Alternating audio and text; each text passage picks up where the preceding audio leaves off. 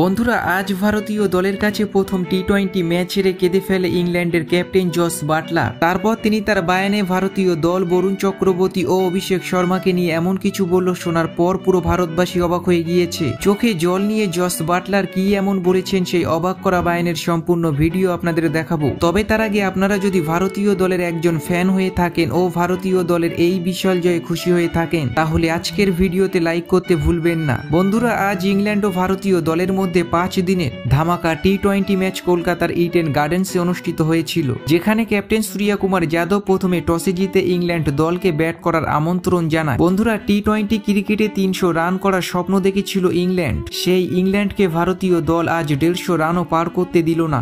আজ আশদীপ সিং পাওয়ার প্লের মধ্যেই ইংল্যান্ড দলের 2 ওপেনারকে প্যাভিলিয়নে পাঠিয়ে দেন তিনি। তারপর বরুণ চক্রবর্তী 1 ওভারে লিভিন স্টোন ও হ্যারি ব্রুকের মতো খেলোয়াড়ের উইকেট শিকার করে নেয়। ভারতীয় দলের বোলিং লাইন আপের সামনে ইংল্যান্ড দল বেশিক্ষণ মাঠে সার্ভাইভ করতে পারেনি। বল হাতে আজ কামাল করে দেখিয়েছে আশদীপ সিং ও বরুণ চক্রবর্তী, হার্দিক পান্ডিয়ারা। কিন্তু আজ ব্যাট হাতে জস বাটলার একাই লড়াই করে গিয়েছিল। 86 রান করা জস বাটলারকে বরুণ চক্রবর্তী প্যাভিলিয়নে পাঠিয়ে দেন। এর সাথে সাথে নির্ধারিত 20 ওভারে 132 রানে অল আউট হয়ে যায় ইংল্যান্ড দল। আজকের ম্যাচে হার্দিক পান্ডিয়া, অক্ষর প্যাটেল ও আশদীপ সিং 2টি করে উইকেট শিকার করেছিল। 3টি উইকেট নিয়েছিলেন বরুণ চক্রবর্তী। বন্ধুরা, 133 রান তাড়া করতে নেমে ভারতীয় দলের ব্যাটিং দেখে পুরো ক্রিকেট বিশ্ব অবাক হয়ে গিয়েছে। কারণ 4 ওভারে সঞ্জু স্যামসং ও অভিষেক শর্মা 39 রান করেছিল। অবশ্যই 5 ওভারে জোফরা আচার, সঞ্জু স্যামসং ও ক্যাপ্টেন সূর্যকুমার যাদবকে আউট করেন। তারপর অভিষেক শর্মা, তিলক ভার্মা মিলে ইংল্যান্ড দলের বোলারদের পিটিয়ে টি-20 ম্যাচটি নিজেদের করে নেয়।